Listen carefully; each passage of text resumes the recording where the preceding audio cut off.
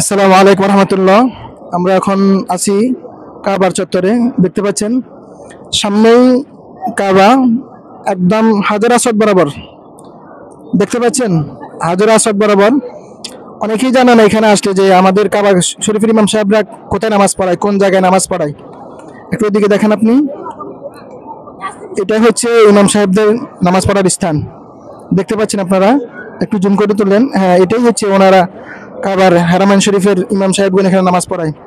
এই জায়গাটা হচ্ছে গিয়ে কিং আব্দুল আজিজ, যে গেটে দেখা যাচ্ছে কিং আব্দুল আজিজ গেটের একদম পাশেই হাজর আসওয়াদ। হাজর আসওয়াদ থেকে একবারে বরাবর যে সবুজ গম্বুজটা দেখতে পাচ্ছেন, সবুজ লাইটটা দেখা যাচ্ছে।